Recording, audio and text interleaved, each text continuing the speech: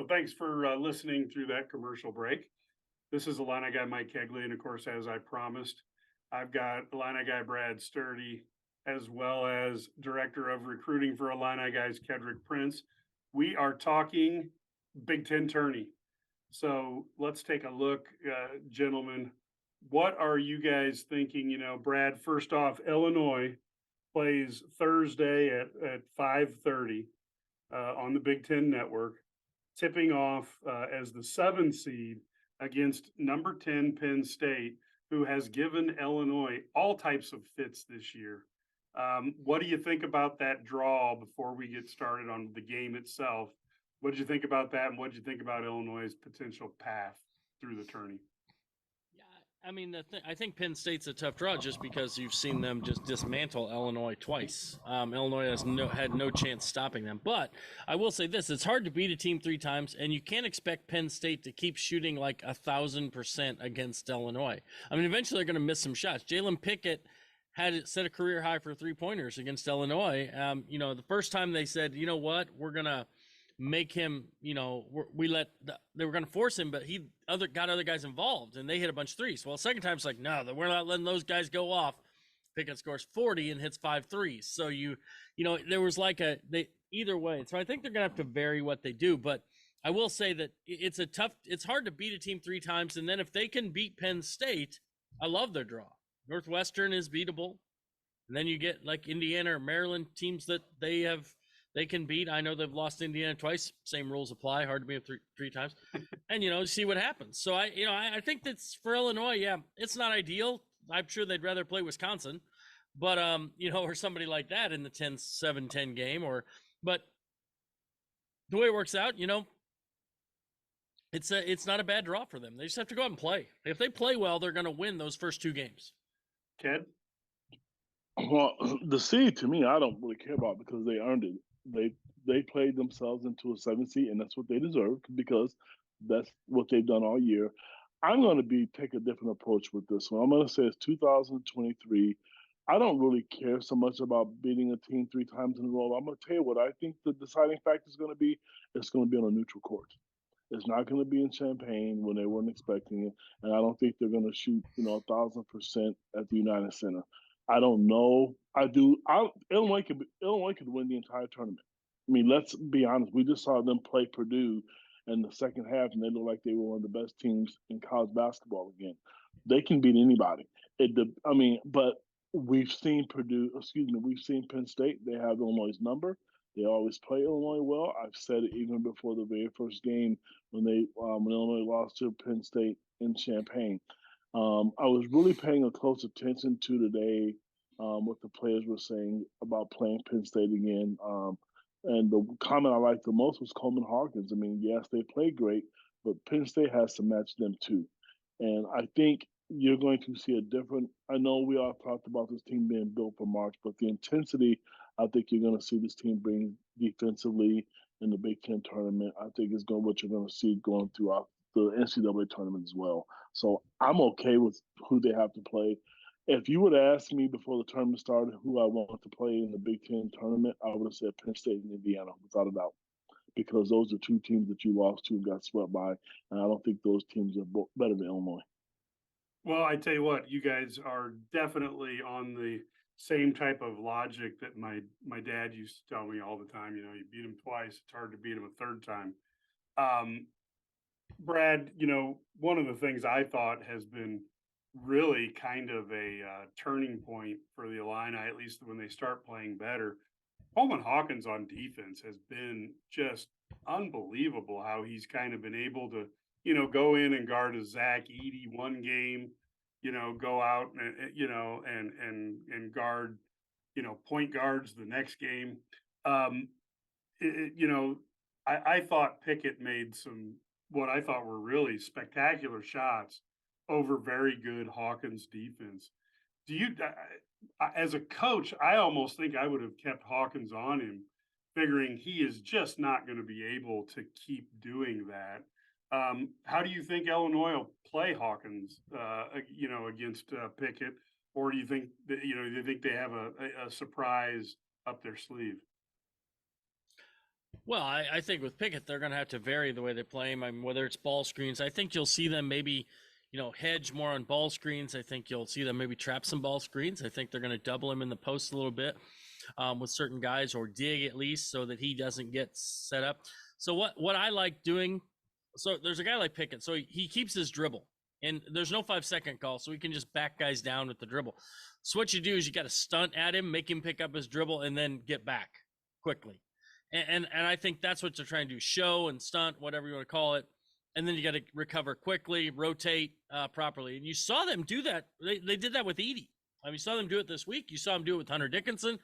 So they've done it, and that's where I think they can, maybe make some hay, is forcing him to give it up, but still making it different and vary where the help comes from, where the double, where the dig comes from, who's there. And Penn State's going to adjust. They're a good team. They're going to adjust to it and try and make different things happen. The other thing you got to do is you got to score. You got to score against Penn State. The first time they played Penn State, the biggest problem was really, their defense struggled there in the second half of the stretch. Their offense was bad. Right. The second time they played Penn State, their offense was fine. They couldn't get it. They still haven't stopped them. Pickett's still scoring in that day. Maybe he's kept. And the one thing I'll say about Pickett, he kept scoring at Minnesota later that week too. The dude just went on a heater, and sometimes guys are just hot. I'm sure Texas is thinking, and UCLA are thinking, gosh, we'd have beat them if Matt Meyer hadn't gone 5 for 5, or Terrence Shannon hadn't gone 8 for 9 from 3. Yeah, you would have, but they did. So on that day, they were better. So now you got to, next time you play him, you hope that doesn't happen. Yeah, and I think that's a good one. Ked, what would you be doing, if you saw Penn State coming against you in Chicago, if you were Coach Underwood? I would give him different looks. I think the one guy that I hope we see continues to get better in postseason is Luke Gooding. He's a different look. He's a bigger guy as well, and he's strong. I'm not saying he's a great defender. The thing that I'm concerned about, and the ideal person is Coleman Hawkins. That's my vote to guard him. But if you're asking him to play 40 minutes Thursday night and then play the next day if they win, you're going to lose something. I don't care how good he is, doing that back-to-back days is going to be tough. Because they're going to play him. They just are. What I mean by giving different looks, I know this is never going to happen. I don't know why I'm wasting my breath saying it. I would zone him a few times. Yeah, they can shoot threes, but you know what? He's not going to be able to back you down in the post, and then he's not going to be able to kick it out. I would be cautious of where he is at all times, because this is those same guy that killed you, and they're going to do it again. They're going to, because if you think about it, from the first time, whether it was Sky Clark, Jay Neps, everybody had a chance to guard him. So if I'm Penn State, I'm thinking, well, hell, they threw the whole roster at me. There's nobody that can get to guard me. But I know Brad's never going to do that. But this is me. It's about winning games. And yeah, they may not knock down a couple threes. I think it's easy to contest. But on the flip side, the rotation that they showed against Purdue Sunday was the best I've seen in probably 5 or 6 games. They really, they stunt like Brad mentioned. They were able to get back, and once you could get him to pick up his dribble, that's why I think Coleman's a better matchup, because he can shoot over the top. Is he going to make some shots? Yes, but what I would do, I get him in foul trouble. Keep him on the bench. If he's on the bench, then he can't hurt you. Yeah, and one thing I think that maybe sometimes the NBA does a better job than college is they set picks on guys, and they're banking on the switch, and they want that switch to end up in a mismatch. You get the ball down, like I said, have Coleman Hawkins, pick Pickett, or Dane Danger pick Pickett, and then go down to the rim, see if you can get Pickett in some foul trouble. There's a lot of options like that. So Illinois, let's just assume, for sake of discussion purposes, that Illinois is able to, prove the old adage that it's hard to beat a team 3 times in a season. Now they're playing Northwestern back in Chicagoland. Battle, it's the rubber game to see who's the best in the state of Illinois. Brad, how do you see that one going? Yeah, another game where I kind of like Illinois' matchup there. I feel like Illinois didn't play very well the first time in the first half, and then they figured out a way. I thought Illinois played for 3 of the 4 quarters. I'll be honest with you. I thought Illinois outplayed Northwestern in 3 of the 4 quarters. Northwestern got to shoot 40 free throws the first time to 10 for Illinois. And the second time they dominated the second half and they had a bad first half. And Boo Buie just went insane in the first half, which, again, that's, can he do that again? I don't know. So, yeah, I don't dislike that matchup. I think that's a good one. The one thing, I'll go back to what Ked was talking about, who guards pick, and I think RJ Melendez is the guy. I think you let RJ with his length, and it allows Coleman. I think where Coleman can be fantastic there as a help defender when he, because Coleman is so good at coming over, and his length is just so hard to stop. So that's why I like RJ maybe in that situation, a little quicker to lower to the ground, able to still have the length though to make it difficult.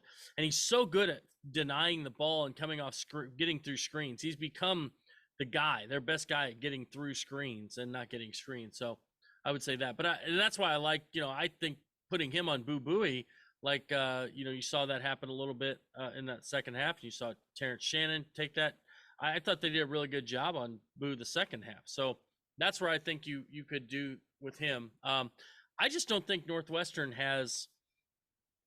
I think they have vastly overachieved relative to their talent, and give Chris Collins credit for that. Matt Painter probably still should have been coach of the year, but whatever. Chris Collins did a great job. There's no question. But yeah, I like Illinois' matchup with them as well. Ken, what do you think on that? They don't. I'm not really concerned. I guess. I mean, to me, I'm more concerned about the Penn State game, but I know you're moving on and you're trying to look ahead. And I think what can be the deciding factor, which I'm not going to touch on because you're hosting this show unless you bring it up, is maybe who's going to officiate the game, because maybe the officials thinking, hey, this is a good year for Northwestern, so let's give them the benefit of the doubt of the calls. I don't know, but I probably shouldn't have said that, but that's how I feel with the Big Ten officiating right now. Illinois has they have better talent. I think they're bigger. When I keep saying this, on a neutral court, Illinois can play with anybody. And it's in Chicago. They've been there before, and so is Northwestern. And it's going to be a great, great environment. If Illinois can stay healthy, I think that's going to be huge. I don't know what the situation is going to be with Jaden Epps, if he's going to play or not. I couldn't tell you. It'd be nice just as a backup.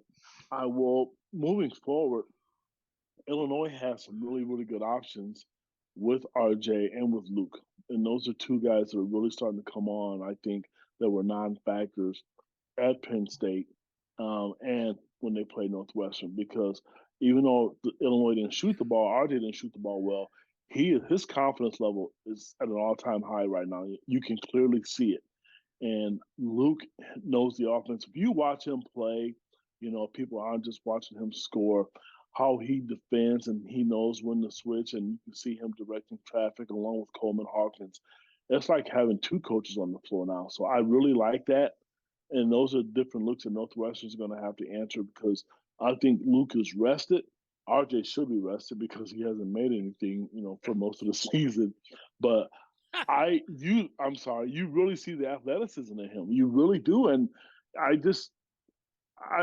the neutral court thing to me is what I'm just going to focus on. And that's why I'm going to give them a chance, because they're not a great 3-point shooting team. And I don't want anybody to try to convince me any different. I'm not sold. If they get hot, yes, a great, happy Hanukkah, Merry Christmas, whatever you want to call it. But they're going to have to defend and put the ball on the floor and get to the rim. Yeah, I do think the cool thing about Luke Goody is he had 2 key plays where he sacrificed his body to tip the ball back into an Illini teammate that were critical when every possession counts against Purdue. And with RJ, just the fact that he's discovered that he can go dunk as opposed to just spend the whole game sitting in the corner waiting. He's now using that athletic skill that we saw last year. And let's face it, in that Houston game, there were moments when it felt like only RJ and Kofi could kind of compete with those Houston players. And we're starting to see that RJ come back again. So let's play a little bit of Fantasy Island now here. So Illinois beats Penn State, then they somehow beat Northwestern.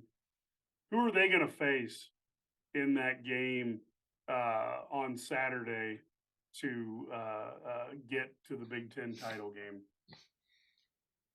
So I would say that they're going to face Indiana. That's my prediction. I think Indiana is the team to come out there, coming off the double bye. I know Maryland's, the 6, right? And so I guess there's always a chance that they could be the one. I don't see. I don't see Minnesota being able to, or Ohio State come through. Or Wisconsin? Minnesota.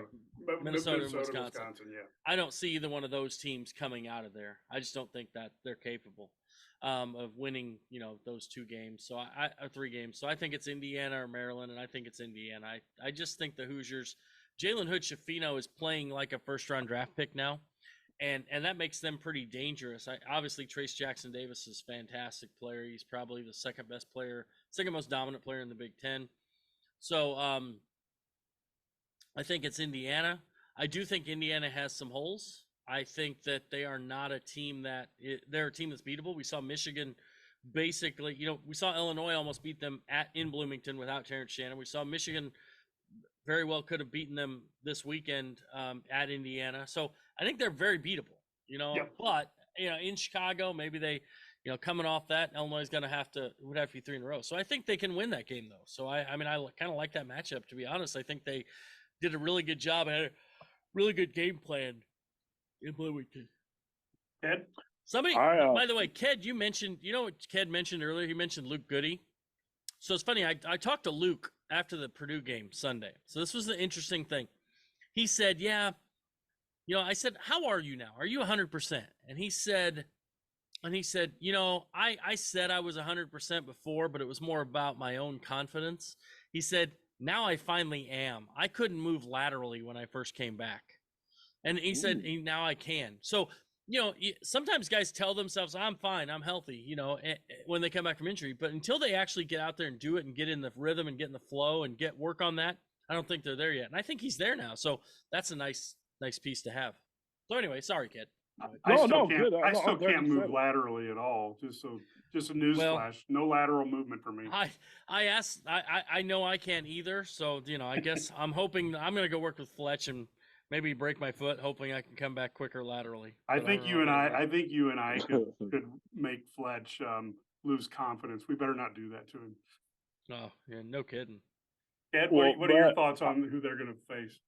Well, I want to comment again what Brad said, and now that he mentioned that, you could see it because if you remember the Indiana game when fans were mad, I get the end of the game with the pressing situation. I think Luke was out, and he was going to be in, or something with the substitution. This time, Brad did that. Maybe Underwood, and maybe Luke told him that, hey, I can plant better, I can push off better, because if you remember when he made that run, he was the guy that got the steal. And so, Brad, I'm gonna give you kudos and 1,000% tip my hat to you, because I saw him do things, come off screens. I saw him fight through screens, and I saw the way he was planning. So maybe he is going to be 100% healthy. So he could be a wild card. I'm not going to contradict what I said. I said this our last podcast. I think the teams that can do some damage out of the Big Ten is Illinois, Indiana, and Michigan if they get in, and maybe Iowa. And so I'm not going to go through all the other teams, that hypothetically would think, that you're going to win and get it done. I don't think they have the talent. And the reason I'm picking Illinois and Indiana and those teams, Iowa doesn't factor into this, but they can defend. Indiana's a long team, like Brad mentioned. I mean, they're starting to gel. You got an X factor and Trace Jackson Davis, because he's mobile. He's not a good 3-point shooter, but I like how they put him on the perimeter and how he's like it. If you really think about it, he's a small version of Pickett, because once he gets the ball in the post, he gets you out there, he can back it out, and he's able to score multiple different ways. So I think it's be Indiana, but I like the chances. But I think when they get to that point, Illinois may be in trouble because they're going to have to play Thursday. And I think that could end up being a big deal with them because like we said, the Coleman's logging a lot of minutes, and I know he wasn't named all first team Big Ten, but I tweeted and some people still didn't kind of get it. Coleman is huge and a huge factor to any team. And I know he'd start because he does the little things. Coach Underwood mentioned, the plus minuses, and I believe Coleman's the only guy that's ever held Edie to minus all year. So, how much he plays and him staying out of foul trouble and being able to facilitate is going to be big. So I like Indiana, Mike. Okay, so now Illinois goes 3 in a row. Improbable as some fans might believe it to be. Now they make it into that championship game, 2:30 p.m. on CBS, right before the show that will give us the selections and the seedings for the tourney. Who will Illinois face coming out of the other side? Will it be the hot shooting Michigan State Spartans? Will it be the favorite Purdue Boilermakers? Is Michigan going to go on a run? What do you think, Brad? Man, I tell you what, I mean, I would say that I think it's wide open. I think that side is pretty wide open. The other thing I will say this, I like Purdue. I do like Purdue. I think they have a good draw, but I'm telling you what, if there is a team that I really feel like could make a run there and needs to make a run, it is Michigan. I really think Michigan is the team that can make a run there, and they're a team that needs to make a run. I think Michigan State might be able to play themselves up a seed line or something like that, maybe, but I don't know. But you know who's playing really well right now on that side of the bracket? Let's see if you guys can guess. Iowa. Nope. This team has won 5 of their last 6 games, including wins at Iowa, at Rutgers. Oh, you said Nebraska? Nebraska. How about Nebraska? That Tominaga kid, or whatever his name is, I don't know, Tominaga, he's gone nuts.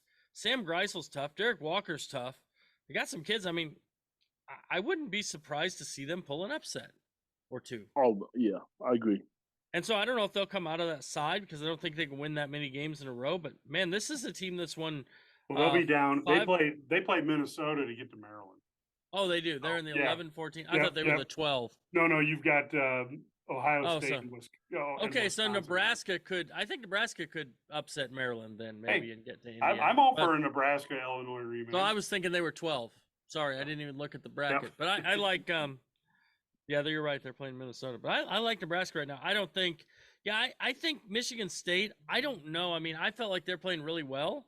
But then at the same time, I look at it and say, their game against Iowa, I mean, the way they lost is just heartbreaking. I mean, I just don't know how that was awful. I mean, but what Michigan State's doing is they're just making everything right now. They probably should have won, 4 in a row, but again, they're playing, at Iowa where they, should have won, and then, Nebraska and Ohio State at home. I don't know.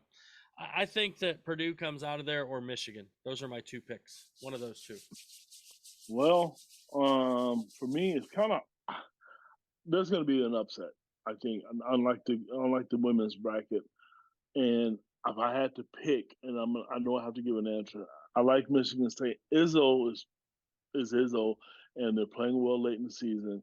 And I think I'm one of the few people on this planet who covers Illinois, whatever you want to call it.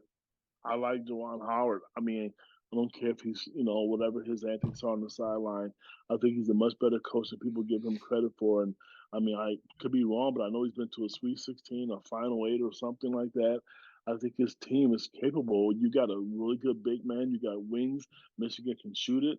And that Indiana game Sunday against Michigan, I was surprised by it, but I shouldn't be.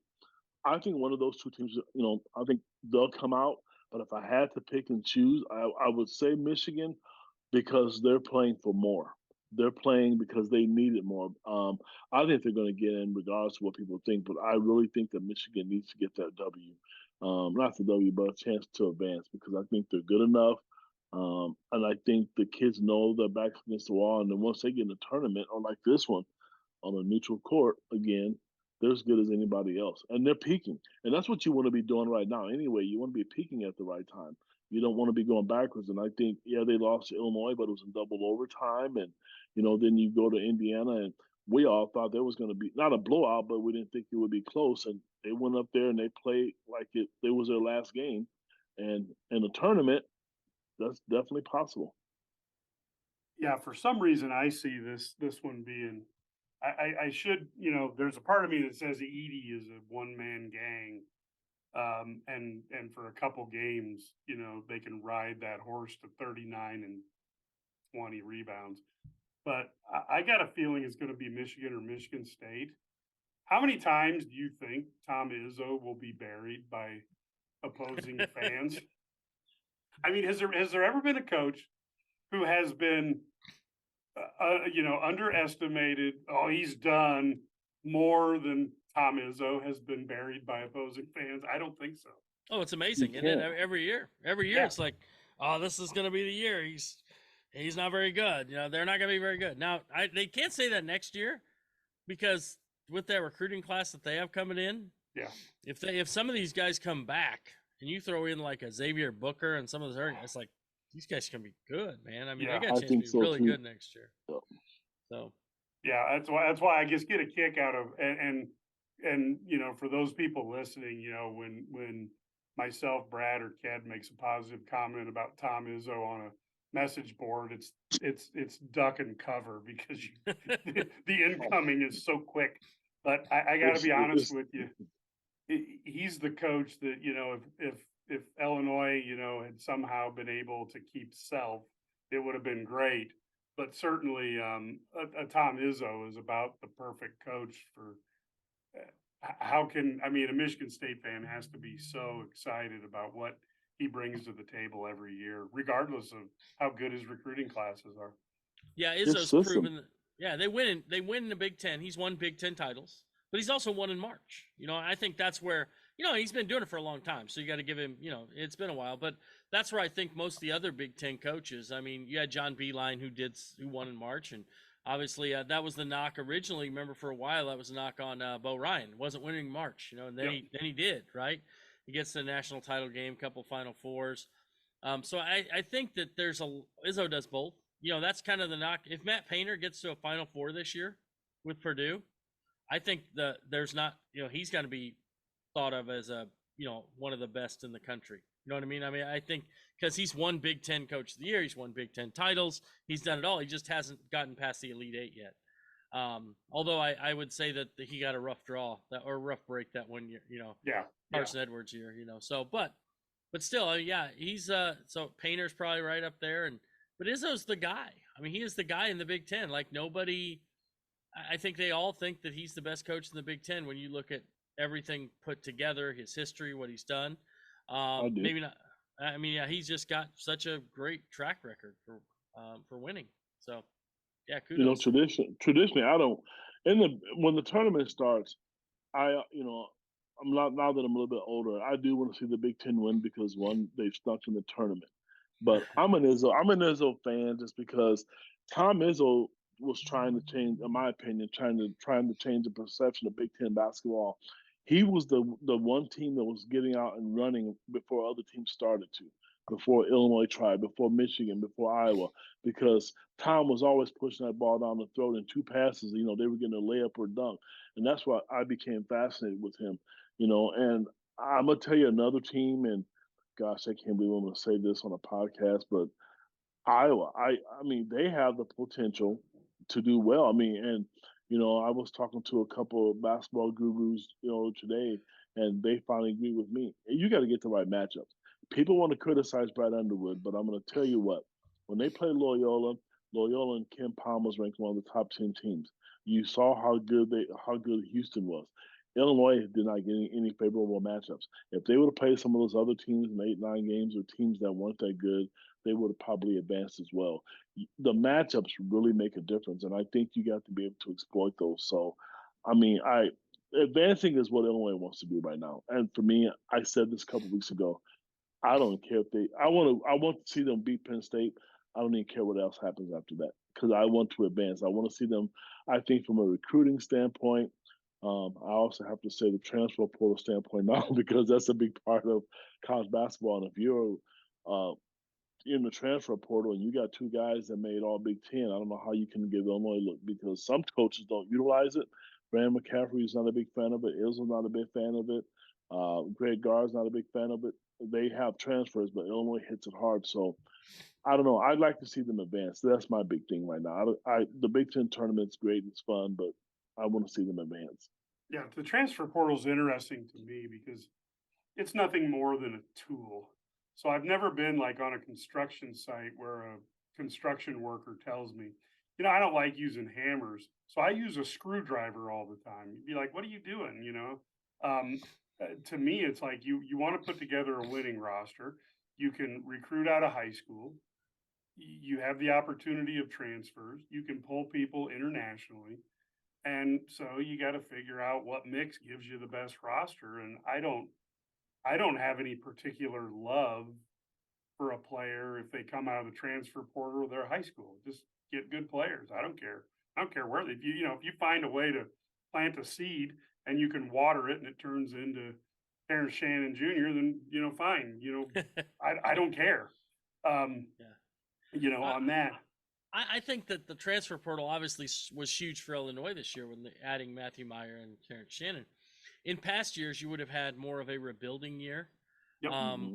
because you wouldn't have been able to get guys who could play immediately to step in, and you had a bunch of high school kids playing, and obviously it's different. So I think that's how it's changed.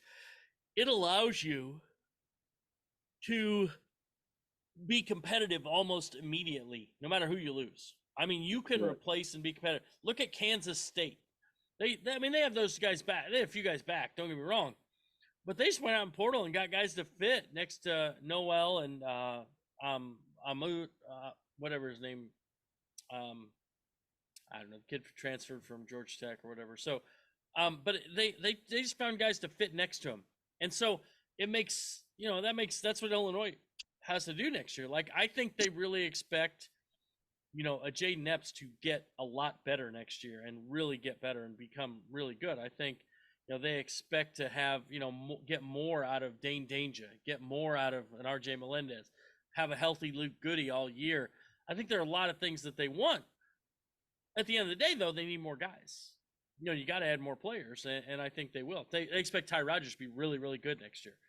And so that's where they're going to make that, but they got to add pieces in there that can come in and play right away. And because of, the mistake that probably Illinois made this year was relying on a freshman backcourt.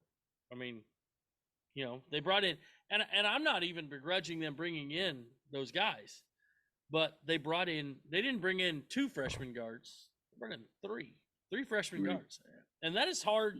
One, we kind of, I don't know about you guys, but I kind of thought there might be some issues with playing time when you have three guys, right? And they all want to play the same role, kind of. And they're different, but at the same time, it's hard to bring in three of those guys that are very similar. Like next year, they're bringing in two, with Draven Gibbs-Lahorn and Nico Moretti. But they're very different, yes, but they're two guards that are kind of guards. So they can't bring in another guard who's a freshman. You can bring in another guard who might be an upperclassman, come in for a fifth-year guy or a guy who's coming in as a junior or whatever, but you can't bring in another freshman. So I think that's where they made the mistake, and hopefully to learn from it this year. Well, I think they tried, and this as well as I do, both of you. They tried. I know Courtney Ramey was a guy that they tried, and it just didn't work out. And sometimes you just get outbid with NIL money. At least that's the way I look at it. And I think from a playing time standpoint, I think Sincere Harris kind of surprised a lot of us. I know me personally, I thought out of all the freshmen on the roster, I thought he played the least amount out of all those kids. That's what I thought, but he proved us wrong. And he's another guy. I think Illinois I think they need two solid transfers because you don't know. We all talk about who's coming back and who's not, but I think they need to find two more studs. But I think for them to take the leap to be one of the top 2 or 3 things in the Big Ten again, you got to get transfers, but you have to be able to, number one, teach Dane Danger how to defend and drop coverage because that's just not something he's good at. But the day Ty Rodgers and Sincere Harris can shoot 35% from 3, and 65% from the free throw line, the game's going to change for Illinois because those two kids can get to the rack. They're strong enough, and they're not liabilities. I mean, when I don't know about you guys, but when Sincere Harris makes a three, I look around and see who I'm standing next to because they're going to applaud because we're all surprised that it goes in. And he did it against Purdue, and he made one. So it's there. Those kids need to get better. And I'm not going to fool myself this summer and say, oh my gosh, Sincere Harris is going to come back and he's going to be the second coming because we did that with RJ Melendez and we saw how that worked out. So I got to see it in games. The potential's there, but what they could be and what they do are two different things. Yeah, and I'll be honest with you. To me, the interesting thing on recruiting is it's easy to second guess, folks because they make a decision. But you have to think about, for example, if Illinois had passed on Sky Clark and they ended up missing on Ramey, the Illinois fan base, at least the vocal part of it, would have been like, what an idiot. You could have had Sky Clark and you didn't get Ramey. Boy, that was the dumbest maneuver of all time. And I think sometimes you have to judge, and coaches will probably agree with me. Sometimes you have to judge the process, not necessarily always the result. And I think Michael Jordan said it once. I saw a film of him back in the 90s talking to a bunch of parents, ironically, of basketball players.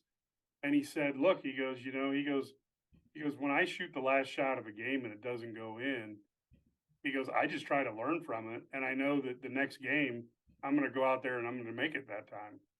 And he said, but I don't sit there and get down on myself because I missed the shot at the end of the game. I just try to figure out what I can do better the next game to get a better shot. And to me, sometimes when you follow a process and it doesn't work out, sometimes it just doesn't work out. I'm not certain there's a planet, and Brad, you can tell me if I'm wrong. I'm not certain there's a world that Courtney Ramey and Sky Clark both show up at the same school. So it's easy to say, well, I would have got both of them.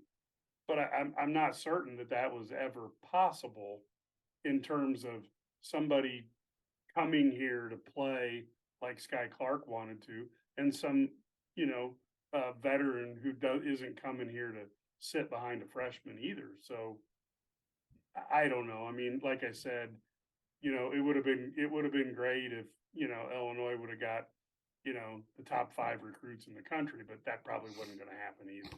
Every year. Yeah, exactly. Well, I'm all for it. I'm all for it. I'm not against it, Brad.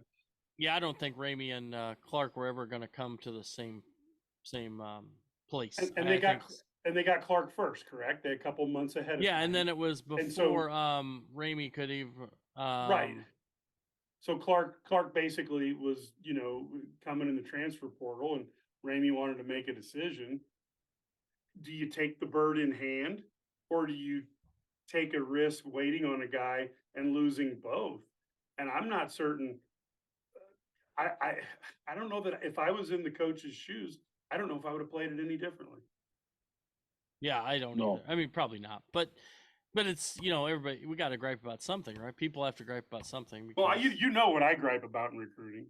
I always have a gripe, but yeah. Well, if you talk about waiting, I mean, look at what would have happened if you would have waited on Matthew Meyer and then Pete Nance would have went to North Carolina. Then you get no one.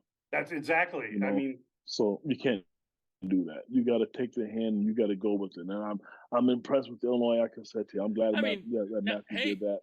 Pete Nance may win a title though. NIT title. Let's see. Yeah, the not interested tournament. Sorry, that was too soon. No, yeah, I don't know. I'm pretty but yeah, no. Anyway, Big Ten tournament. So we got to pick our winner, right? Who's our winner? Who's winning, Cags?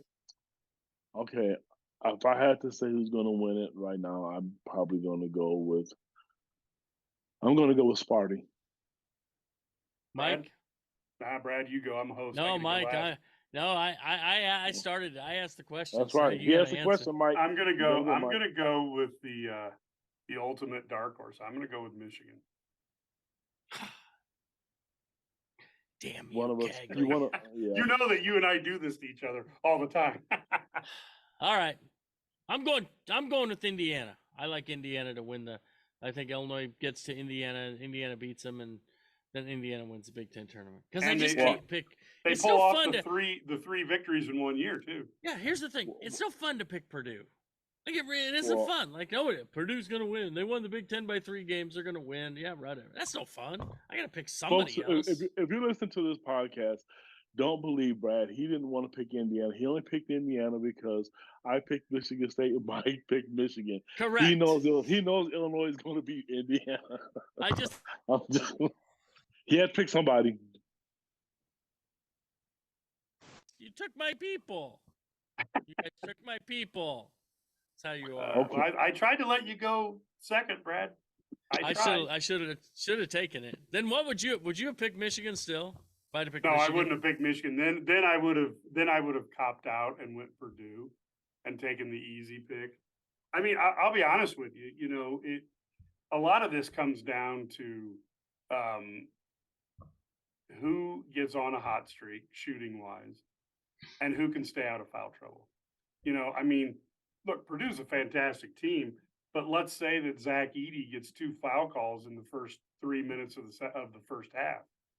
You know, now all of a sudden some team has an opportunity to jump all over Purdue.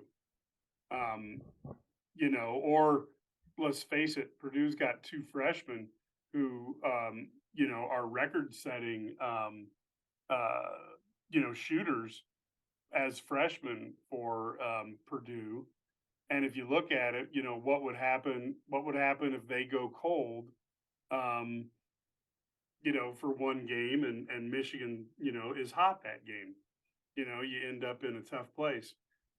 Right now, Brad, where do you see Illinois as a seed right now?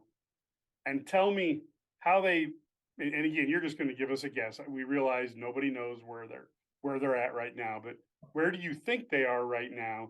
And then how do you think they fall down a level, and how do they go up a line? So I think Illinois right now is on the is an 8. I think they're a solid 8. I think they're a middle, maybe a second or third 8. So they're right there in the middle. I think for them to move down, it won't matter. 8, 9 doesn't really matter, right? I mean, that's irrelevant. Right. So I don't think they drop below 9 unless weird things happen. Right. A bunch of 10 guys who I would put on the 9 or 10 line, or 10 line win 2 games, and Illinois lose Penn State. They could maybe, I think their bottom level is a 10, but I think they're in the 8-9 game right now. For them to move up, I think they have to beat Penn State and they have to beat Northwestern. If they win those 2 games and then some other teams lose early, you know, let's say a Missouri loses their first game in the SEC tournament, I could see them sliding on to now the other way they could get to a 7 is based upon draw. So let's say they have Michigan State, Iowa, Illinois, whoever on the 8-9 line. So Purdue's one of the 1 seeds. So those teams can't be in the same section as Purdue. Purdue and UCLA could, let's say Purdue and UCLA are 1s.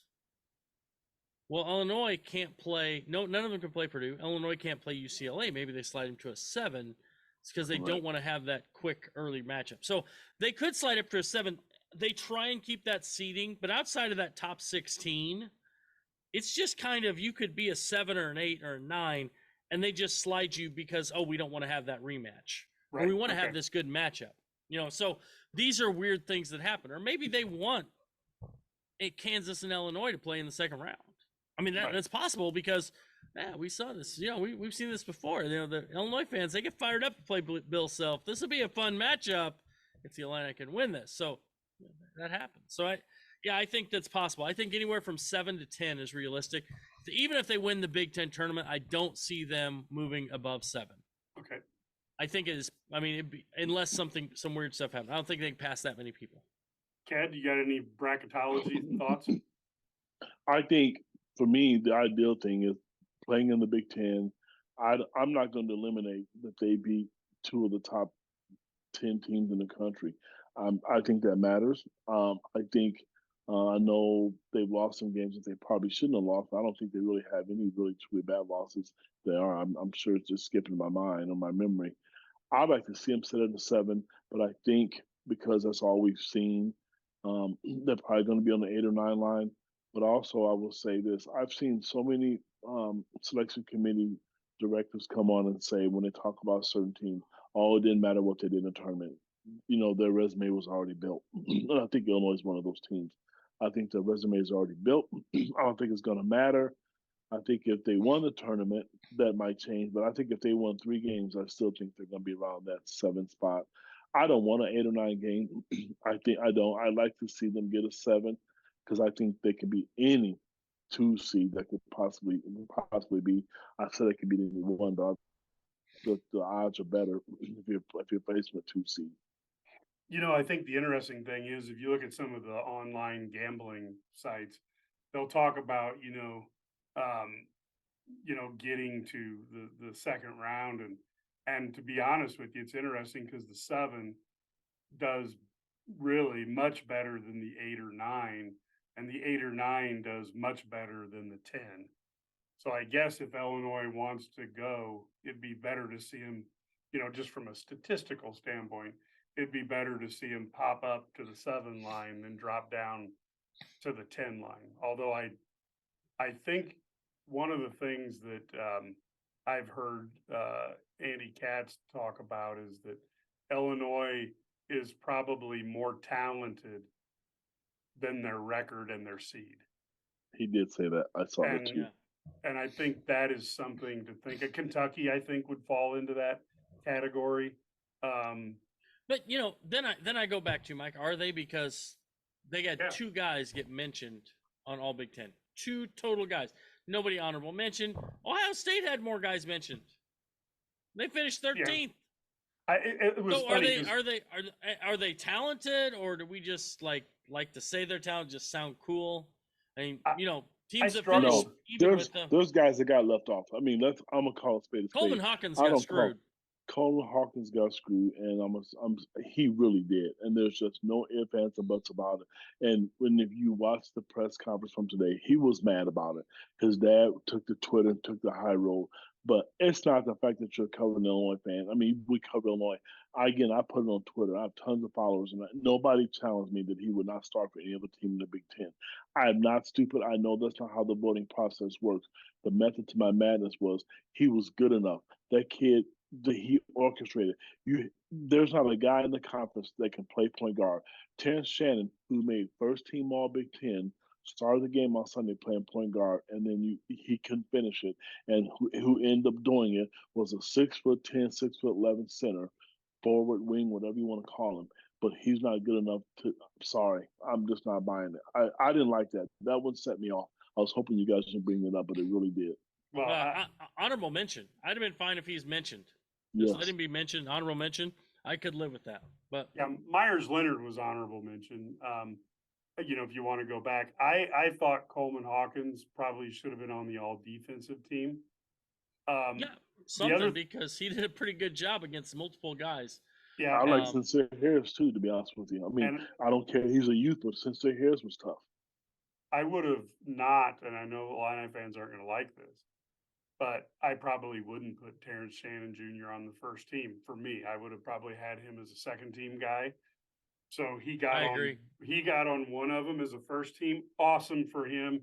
The kid's got a great attitude, all for it. But I probably myself wouldn't have put him there, and I probably would have put Coleman Hawkins on the all defensive team. Again, Edey is a dominant force. I'm not certain if he was that dominant of a defender this season. I thought he may have had a better defensive season last year. But I agree with that. I think the other thing last year, Edey could play defense differently because he had Trevion Williams with him too. He could take some risks. And he's only going to play 20 minutes. Coleman mentioned that the other day in a post-game press conference. He said, I can't play defense the way I want to play defense because I can't get in foul trouble. We saw that against Purdue. He plays 6 minutes, or for 6 minutes in the first half, 22-6 Purdue run, bust that game open. Well, now you're really chasing in the second half, and he basically played the entire second half with those fouls. So as Brad said, I probably should have brought him back in sooner. But you know, it always hindsight always works. But yeah, no, I agree. I think Coleman Hawkins could have been all defensive team. Even if he didn't make honorable mention, if I could have lived with that. Just so he's mentioned. Matthew Meyer, obviously, I think he deserved to be third team or honorable mention. He had a really good Big Ten season. He had some really good games. Early on, he struggled. Terrence Shannon, I think, would have been better on the second team. That would have made sense for me. Yep. I agree with that. I think Matt Painter should have been coach of the year. I kudos to Chris Lowry for being assistant coach of the year, by the way. What a great job they did defensively this year under Lowry's tutelage. A lot of those, you know, back in the days playing under, you know, coaching under Coach Weber and that tree, obviously worked out pretty well for him. So, yeah, very, you know, but overall, I think it was fine. I thought, yeah, I just don't know that Illinois is the most talented team if you can only put two guys mentioned. I mean, you can't as a coach tell me, well, they're the most talented team, and then I just don't name any of their guys in the all-conference team. They're just, don't tell me that. Don't. Well, I think I know. I probably know what happened. Maybe it was all the faces that the referees. I mean, I think that's probably Coleman wears his emotions on his shoulder, and he didn't score a lot this year. And I think that was taken out by some of the voters, particularly probably on the media side, where, you know, because the coaches understand the value of a Coleman Hawken a little bit more. But the media guys, they don't really know him. And it's just, he's always upset at the calls. And I'm not necessarily saying that I disagree with him. And then he didn't score as much. And I'm sure there was a little bit of a. Why does McCaffrey make it then? Because he's the coach's son. Well, that shouldn't matter. A lot of things shouldn't matter, Brad. You know, is a foul, you know, Ked's favorite one is a foul at the beginning of the game, the same as a foul at the end of the game. It should be, but we all know it's not. That's fair. Well, that's fair. I just sent you that video with Coach Underwood. But here's the thing. It happened, so. But at least when that happens, it's the spur of the moment. These people got to vote on this and think about it and look things over. You know, whatever.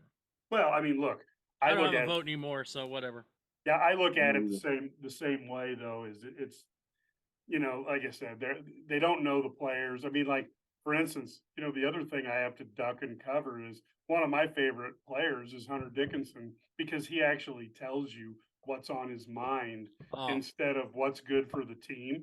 And I wouldn't want him on my team because he would cause all these problems. But as somebody covering a kid, I love the fact that he'll tell you exactly what he is. He is transparent to a fault.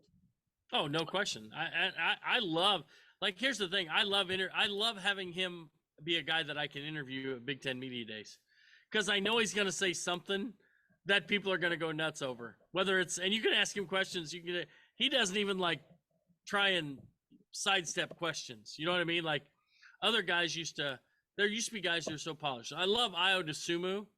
But he was so polished, he never said anything, give anybody any kind of line. Hunter Dickinson gives you bulletin board material every time he opens his mouth. Well, look at that podcast that he had that he told people there's no rivalry between Michigan and Illinois because all they do is beat us.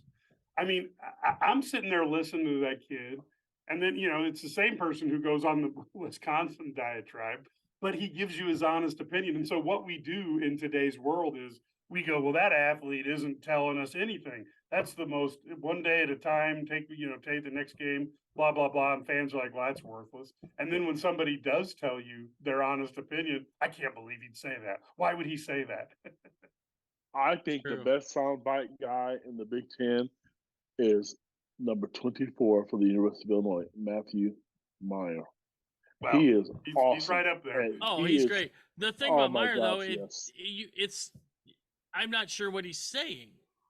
Like sometimes it's like, you know, he's talking about Monster energy drinks. He's talking about, you know, his diet, his haircut, I mean, it's just random stuff, dude. I mean, that video games he's playing, it's fantastic. I love it. But at the same time, he's also the Big Ten Sportsmanship Award winner for Illinois because he's like, that guy made a basket. Dang it. I missed. Dang it. You know, he's just, I love Matthew Meyer. I think he's one of my favorite guys that I've covered in Illinois. Yes, no question. Me too. He is by far.